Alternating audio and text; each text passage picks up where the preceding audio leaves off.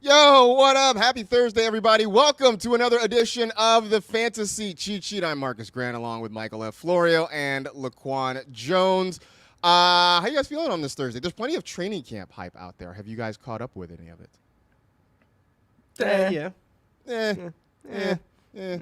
It's early. It's early. I can't quite get excited about it. I've seen a couple of training camp fights, which are always sort of entertaining. But yeah, otherwise it's just hype. We got plenty to talk about, as we always do on this show, but we also have a special guest. You know him. You know him probably as the once upon a time host of NFL Fantasy Live. He used to host the NFL Fantasy Live podcast. You also know him as one half of Reception Perception with our pal Matt Harmon. He is the sturdy golden bear himself, the one and only James Coe. What's going on, pal? What's up, dudes? Great to be on the show, and yeah, really looking forward to today, man, for sure. So I mentioned all the things that you have done, are currently doing, but we also want to get you on because you got a new thing that you are super excited about, that I'm super excited about. Tell the folks what you're up to now, man. So I started, as if co-managing a website with Matt wasn't enough, I decided to start my own website as well. So I want to start yeah, I know. It's a fantasy football website. And so Reception Perception, it's all about, regular old NFL and analytics and that kind of stuff. And but this website that I just started a few weeks back, it's dedicated to fantasy football. It's got rankings, it's got sleepers, of course. It's called sleeperkingfootball.com. I want people to go check it out. It'd be great. And yeah, man, it's just like, for me, it's just it's an exciting venture, and to be 100% honest, I am scared out of my wits. I don't know if it's gonna, because I don't know if it's gonna work. I don't know if it's gonna succeed. But I tell you this, I know for sure. Hey, listen, I just know for sure that I'm gonna grind my ass off and do everything that I can do to make it work. So sleeperkingfootball.com, go check it out. Absolutely. I was quick to sign up to make sure I'm subscribed there and get everything going. I love doing this thing. I love scrolling through this thing. It's a fun-looking website. You are kind of the sleeper king, after all. You, along with Adam Rank, are the founders of Danger Zone University. You are Professor Emeritus of Danger Zone University. I know it's early and everything. Are there any early Danger Zone guys you have out there right now? Anybody we should be checking for? So if we're talking Danger Zone-y, we're talking deep sleepers, right? I really like this kid in New England, Javon Baker. I know he's a 4th-round pick, but Javon Baker can play. This guy was an ex-receiver specialist. He's an absolute dog when the ball is in the air, right? So, that's what... It's a couple of things that I look for, right? Can this guy win downfield? 100%, absolutely. And the other thing I like about him, and I'm not saying he's Amon-Ra St. Brown, but Amon-Ra had that quality about him that when you saw him play at USC, that ball goes in the air, he's going to do literally everything in his power to go get that football, right? And so that is what I see with Javon Baker as well. Now, listen, I get it. Like the medium projection right there, it's, he's a 4th-round pick on what could be a bad offense. I get it, But that's why he's going so late. I think he's got traits, though, that could absolutely outkick his ADP. And it's funny you mentioned Amon-Ra St. Brown, because just like Amon-Ra St. Brown, Javon Baker has a list of the wide receivers that went ahead of him. Yep. Look, I like Javon Baker just like you, James. The moment I was sold on him was after the draft. I liked him before the draft, but after the draft, they asked him, what should Patriot fans be excited for? And he said, I make people in wheelchairs stand up. This dude is electric. The dude is borderline offensive, but I like it though. You know, like He's got come that on edge. now. He does. He's got that edge, man. And so that's what I really like. And again, when you look at some of his RP metrics too, I mean, again, this guy's just an absolute beast when you're talking about downfield routes. And can I also say this about the depth chart there in New England? When you look at the depth chart, it's a lot of flanker slots. Lot of flanker slots. They do not have, there's a complete dearth of X receivers on that team, right? So I think that from day one, from the jump, Javon Baker gets on the field and he's going to have opportunities to start as an X receiver, outside X receiver for the Patriots. Do you care whether it's Jacoby Brissett or Drake May? Do you have a preference who the quarterback is there? Well, I just started talking about Javon Baker, so I need a little Jacoby Brissett in my life. You know? Oh, Jacoby's our guy, man. You got to root for him. I need Jacoby Brissett in my life if this Javon Baker call is going to hit. Oh, yeah. And listen, I think Drake May is going to be fine. I like Drake May a lot too. You know, I understand the hype surrounding Drake May because I think he can do a lot of different things. But to me, I think Drake May's strongest suits are probably throwing to the intermediate area of the field. Right. And Javon Baker can do that. It's just if we want to unlock that ceiling and we want to see them highlights, if we want to see people get up out of their chairs and, stand up, okay, we're going to need a little Jacoby Brissett deep bombs down the field. Yeah, no, that's probably fair.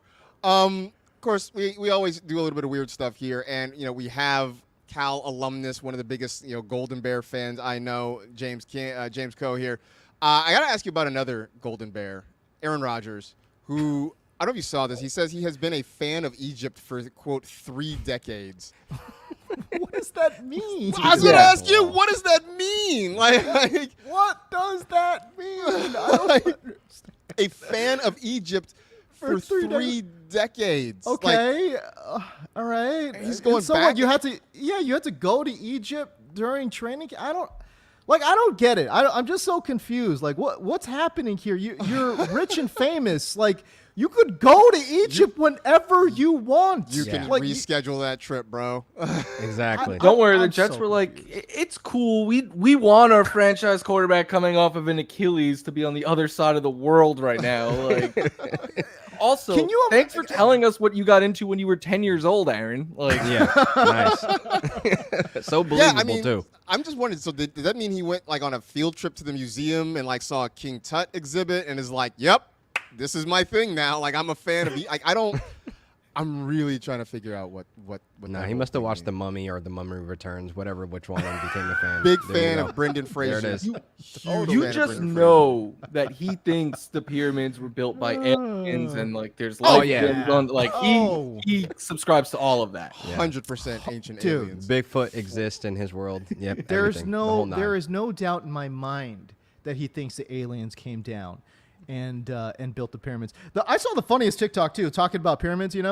It's like all these conspiracy theorists talking about aliens coming down and building all these pyramids and like, why are all the pyramids built the same? It's like, and it's like, guys, it's a pile of rocks. It's a pyramid. Like how else? What? This is not some innovative structure. We're talking about a literal pile of rocks. What are we talking about? I'm just so confused. Anyways, I don't know.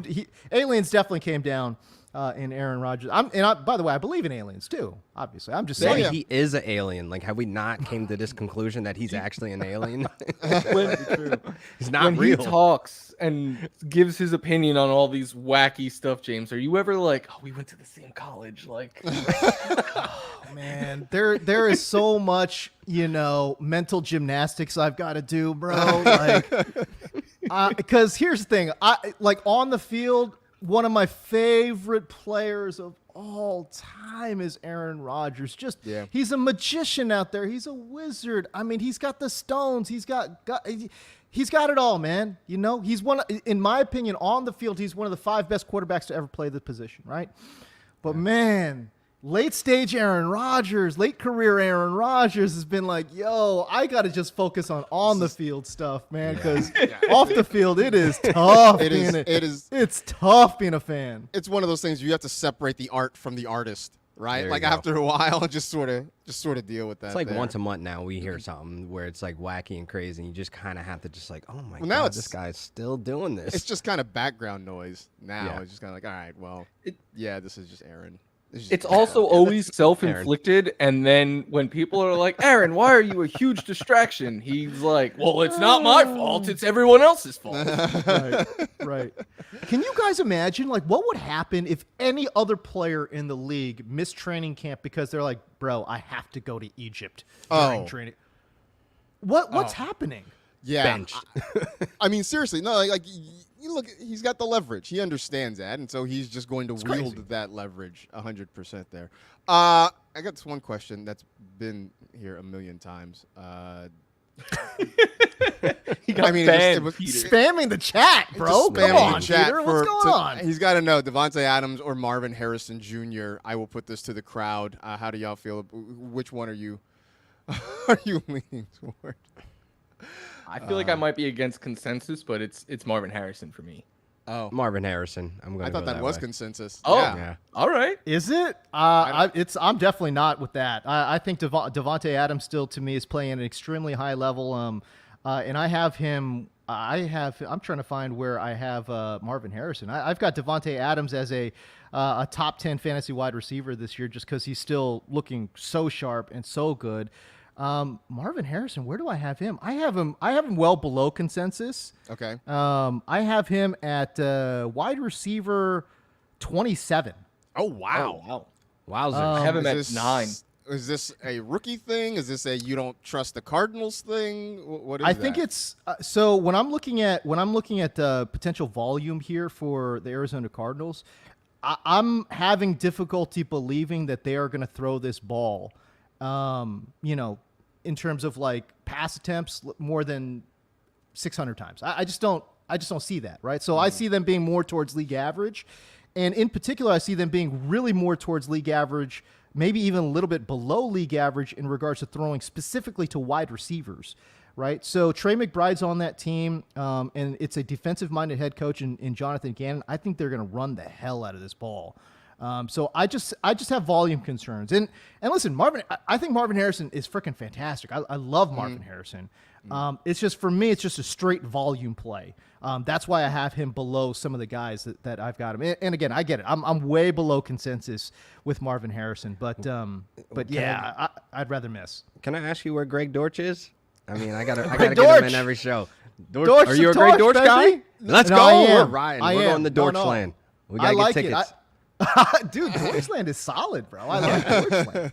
I like that. No, I'm with you on Deutschland. And the other thing too is Michael Wilson's a guy too. Listen, he can play a little bit now, Michael Wilson. Okay, so the dominant target share that we are assuming that Marvin Harrison takes right out the gates, it's gonna be extensive, but it's not gonna be like, oh my God, he's not the only show in town. Is the point that I'm making, right? So for me, when I look at his overall projections for me, and listen, his high side projection is way up there. It's way up there. Okay, like we're talking 1,500 yards up there. Okay, but I just think when we're talking about medium projections, I think 1,100 yards is probably fair, right? And we're talking 81 between 81 and 90 receptions. So. That to me, when you're talking 85 receptions, 1,100 yards, how many touchdowns? I'm not sure about the touchdown mark either. I've got him penciled in here for 7 touchdowns. That to me sounds. This is for Marvin Harrison. Realistic. This sounds about like a top 20-ish wide receiver to me. That's kind of the season I think Davante's going to have. I think that's fair too. You, Florio, yeah. I mean, I think I lean just. All things being equal, I would rather have Kyler throwing the ball than take your pick, Aiden O'Connell, Gardner Minshew. Who says Adams doesn't pull a Josh Jacobs unmotivated, not wanting to get hurt, and kind of just sails the rest of the season because he obviously wants to get out of that situation? I mean, we all watch receiver, right? So I was like, how much is receiver like clouding people's judgment on? He's not happy, man. Terribly. Like there's no way. In the chat, people are like, after watching receiver, I want Davante. And like, he is awesome and probably a top 5 real life talent. But what I don't think gets factored in enough is he's 31 years old. And last year, it wasn't just like his raw numbers took a hit. He had less separation. The deep ball, I don't think it was him problem, but like the deep ball was completely gone from his game. So he had elite highest target share anyone's ever had since 2019. He already had elite volume and he struggled to be a wide receiver 1 last year. That's my concern with Davante Adams. All right, that's fair. Shout out to EB, mailman from Baltimore, told the federal government the mail on hold until after the cheat sheet. Let's go. Shout out. Nor rain, nor sleet, nor snow, nor hail, but the cheat sheet's on. You ain't getting no mail. Appreciate that.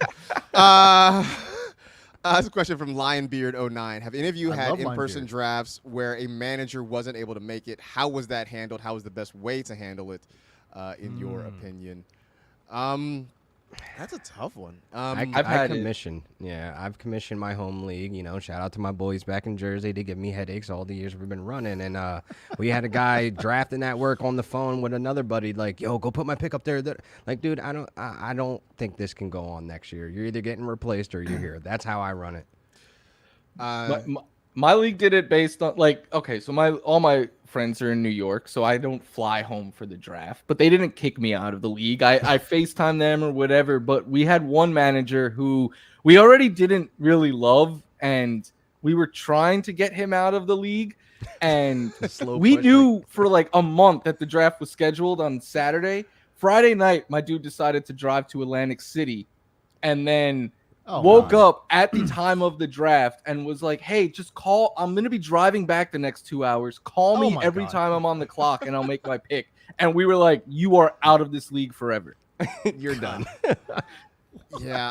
I was in a league where, we used to do our draft in person, and then several members of the league, me included, moved away. And for a good couple of years, the commissioner was really cool about like calling, texting us, like letting us know what was happening. But he was also trying to draft his own team at the same time. So after like 2 years of it, he's like, look, y'all, this is done. It's a wrap. I can't keep doing it anymore. So I guess the concessions you make depend on how much you actually like the person in your league.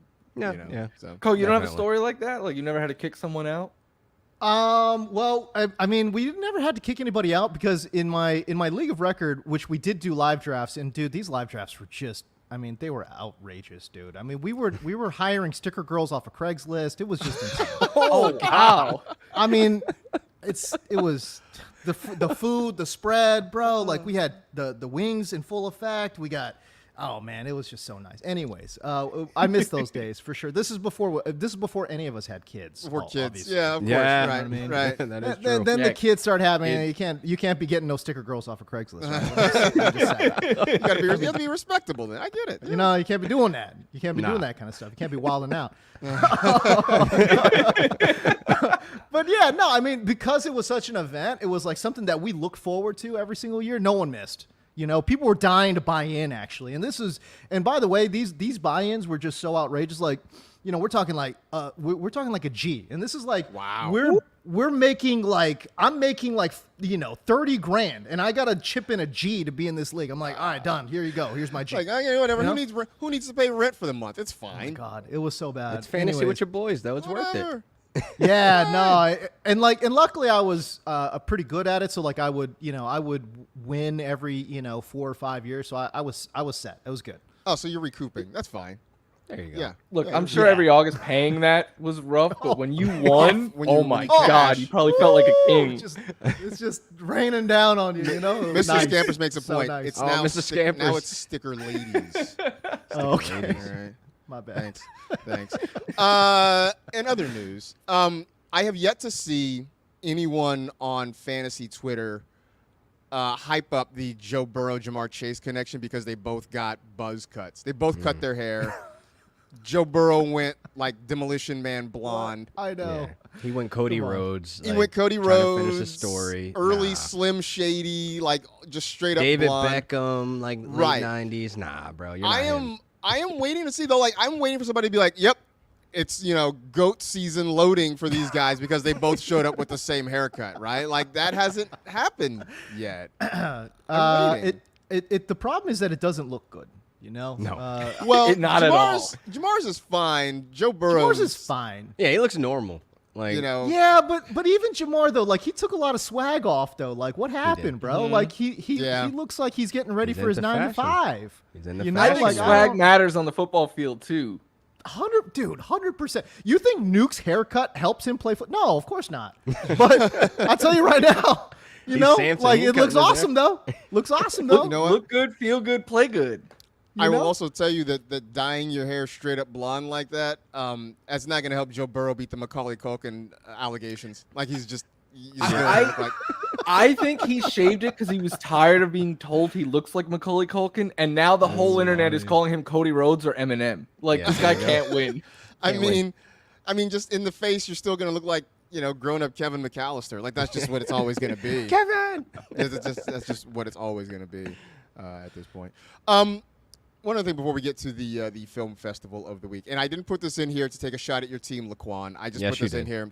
Yeah. I did not. Marcus has been on a 2-week just jabbing. I do not. You're the England one loses. Okay, I got you. You are the one who every time we bring up Brandon Ayuk, you're like, I hope he gets lost on his way to the stadium.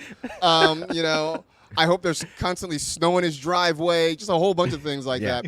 And normally I don't really get into other analysts' takes. Like we all are, we're all trying to do this thing. We're all trying to get, attention. We're all trying to put our opinions out here. This one just made me laugh because Jason Fitz of Yahoo was, I guess, going on this thing about he doesn't think the Rams are going to have a great year. And his headline basically was, his top line thing was, your QB is old as ass. Which it just made me laugh. Like, I don't even know what that is. What is that a thing? Old Is that a as thing? ass? I mean, I've never heard that phrase before. No. I've heard old ass. Yeah, right. There you go. But old as ass. I mean, seems okay. In theory, that has been around since the beginning of time. But sure.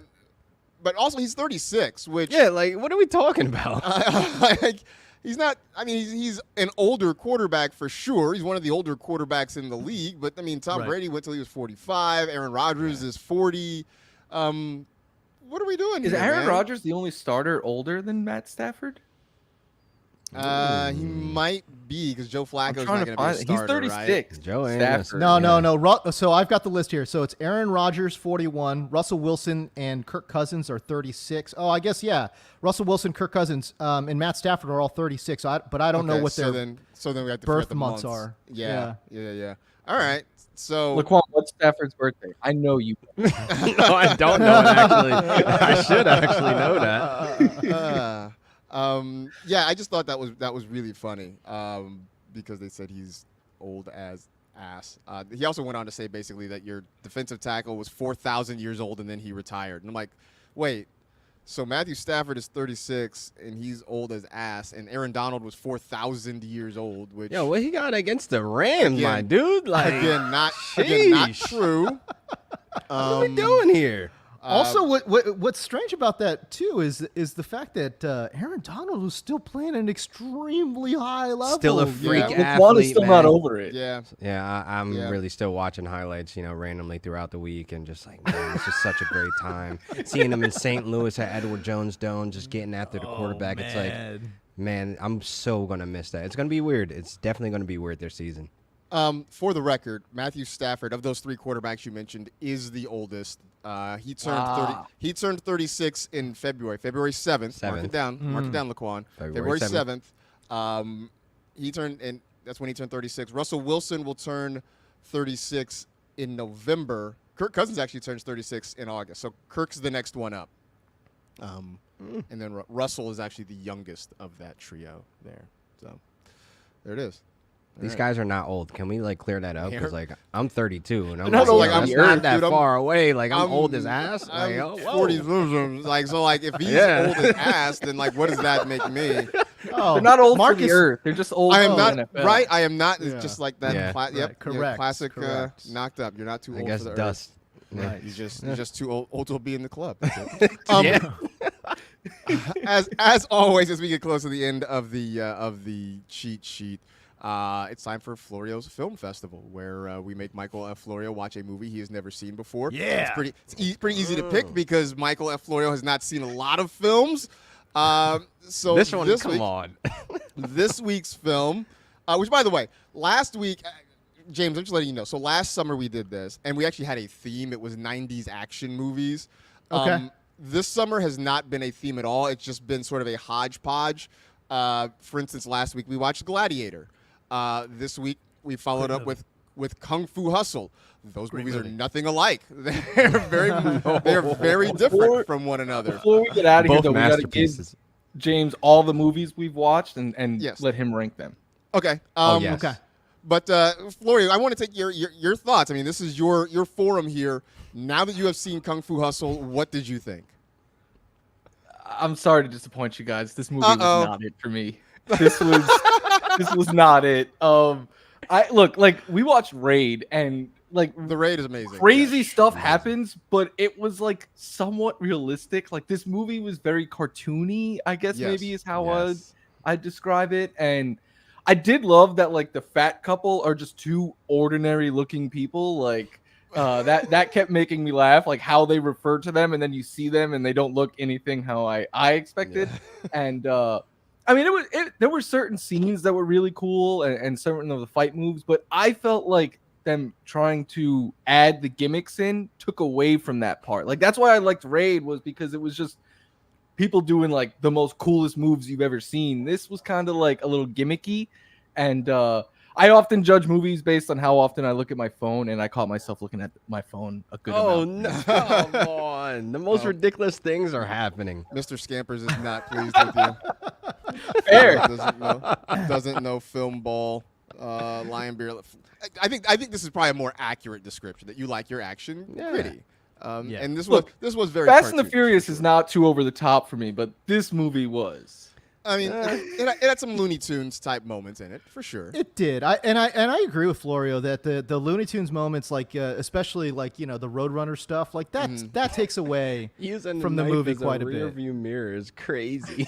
But actually that is cool though. That actually was a cool That's shot. good I'm writing. like, yeah, that's good cinematography. That's actually Yeah. solid. But overall, like, yeah, some of the cartoony stuff and again the animation of it too was not done well, right? So No. we're talking like C plus, CGI and yeah, some of the Looney Tunes stuff I could do Well, without. and I would But think, I thought overall still really good. 20 years gone, I'm sure, the animation probably does not hold up They- well.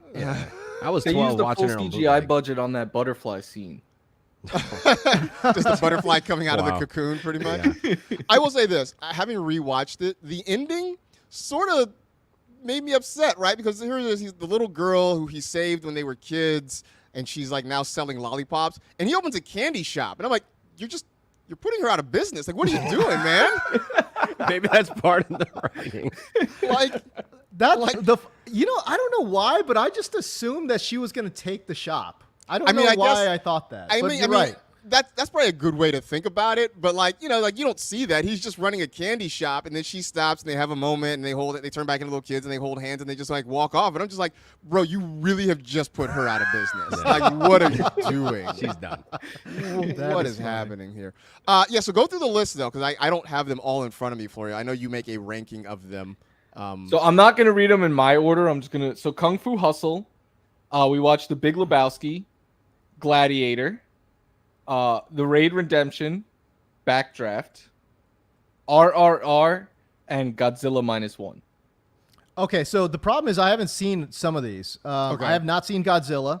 I haven't seen Oh, RRR. you need to change that. You have to see. Go Godzilla. tonight.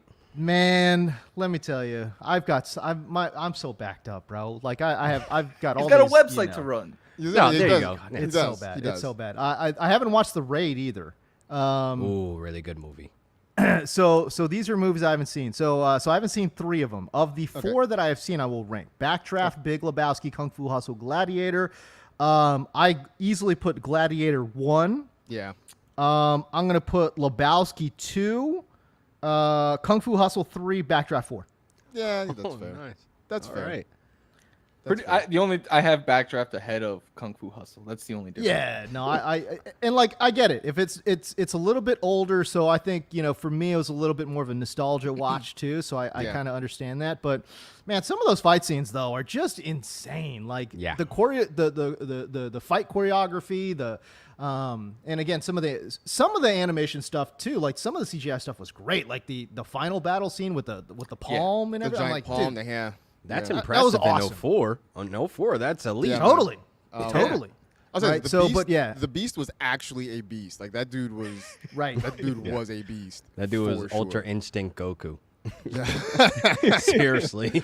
Yeah, and that's the other thing too. Like the character concepts were interesting, right? Like these are pretty original character concepts that they had to come up with, right? So this is pretty like they had some really really good ideas in there, and execution was there on the fight scenes. It's just I get what Florio's saying. There's just some elements in there that were a little cornball, and you're just kind of like, this kind of takes it away. But isn't that what they're going for, though? Yeah. It's it's a parody movie. Yeah. It's kind of like drink your I gin took and it juice in the hood serious. or whatever. It's like it's Oh, one of them yes. Wayans. It's Don't like be a a Wayans menace to parody. South Central. Yeah. One One of of those the- like scary movie sevens and all that Exactly. kind of stuff. Yeah, Exactly, yeah. right. That's fair. That's fair. I will say though, if you can find time in your schedule of the ones you have not seen, Godzilla -1 has to be at the top of your list. Elite. We'll do. Yeah, that's number one. But the Raid, I would highly recommend. Like the fight scenes in that movie are some of the best I've ever seen in my life. So The I door definitely seal. would recommend that as well. The door seal is all I'm going to say. It's Once 2 you see the hours. scene. It's basically 2 hours of just intense fighting in a building. I love it. I love That's it. That's it. I mean, the premise is simple. There's a criminal in there. We got to get him. Go. Love it. Let's go. Like, that's the whole thing. Yeah. Last thing on Kung Fu Hustle, the axes were so inefficient. Like I don't know if one person got a clean axe hit off. So I'm gonna ask you this, Florio. Knowing how much now that you've seen this and knowing how much you love the movie The Warriors, more useless gang, the Axe Gang or the Baseball Furies? The Axe Gang, because I'm biased. I love the Warriors. Like I know I've seen it already. Laquan hasn't. We probably should make it a week so he can maybe watch we should that. do that. Maybe we should. Make It is in my top 5 movies of all time, so I'm biased. But the Baseball Furies are just so cool. but they're useless. They are. They get beat up by 2 guys. They have They have baseball bats. I mean, it's not a spoiler, Laquan. They walk around dressed like the New York Yankees, basically, and they carry baseball bats, and they do absolutely nothing. It's useless. That's funny. And they are probably like one of the least wacky gangs in that movie. Yeah. They should be the biggest threat. You got the Yankees jersey on. What They are we are- doing? You got bats. You have bats, man. You have a bat. You should be running New York City. You really should be running New York, but you're not. Wow. All right. James, man, we appreciate you stopping by. It was a fun time as always. Not just a friend of the show, but an actual real life friend. We need to get together and have adult beverages at some point in the future. But again, just let folks know what you're up to, man. Where you at? If you guys want to check out the websites, that would be great. SleeperKingFootball.com. Again, I got projections up there. And the interesting thing about my projections is that I've got low, medium, and high projections. And I do a lot of the work that you can see. Like I'll show you low end targets. I'll show you medium targets. I'll show you low end yards per carry or whatever it might be. Right. So I give it a range, so my projections have a lot of range to them. If you guys wanted to go check that out, and obviously it's just going to be a ton of sleepers. It's something that I'm going to lean into, and it's just sleepers. But go check out the website, SleeperKingFootball.com. Absolutely. Go check him out and go find him on Twitter as well at James D. Co. Appreciate you, sir, man. Be good. Peace. All right, man. For the rest of us, that'll do it for this edition of the Fantasy Cheat Sheet. We're off next week.